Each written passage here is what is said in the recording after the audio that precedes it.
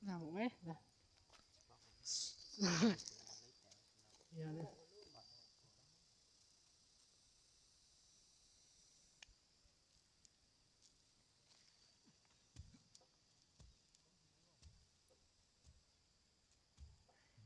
Cô vừa la lia.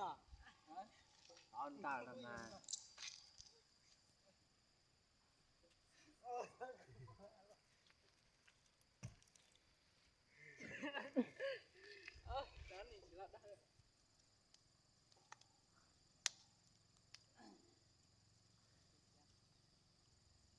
Để đó. Khăn đen to rồi. Gì. Ôi trời ơi.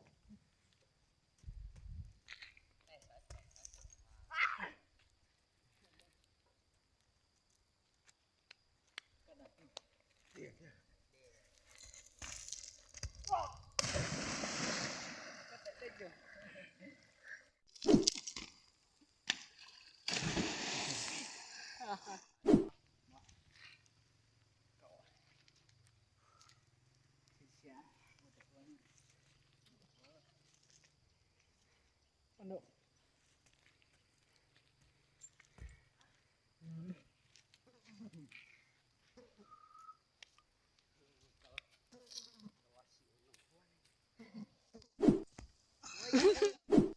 What?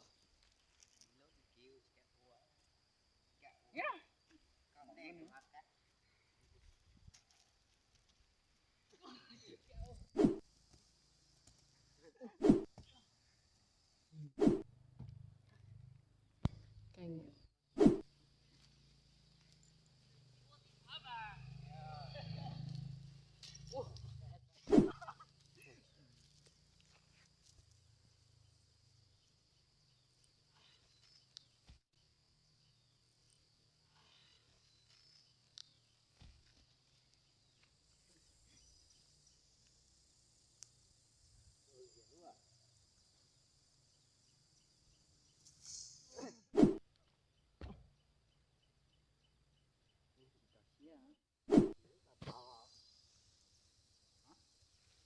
Mẹ con dép ơi.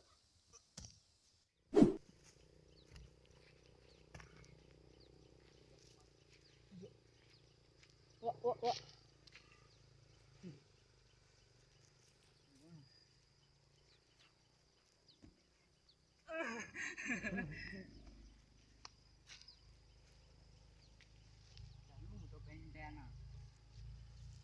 Nguồn đèn.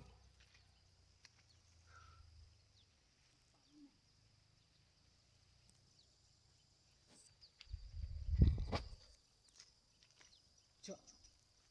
Yep, right. Trên xe chỉ lợn đâu.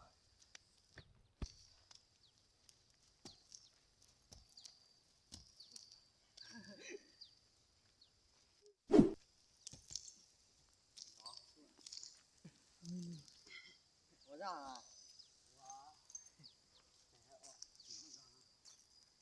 Hay dụ hoài, dụ treo xách cái tay xích xe hay dụ mấy mẹ.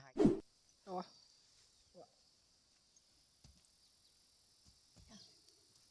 Chia một cái gì trong con nào? Tôi nhá, tôi dòng nó.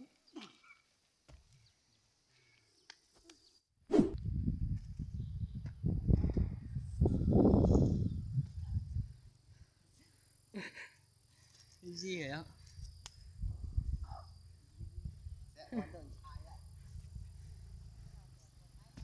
Đi còn lạ.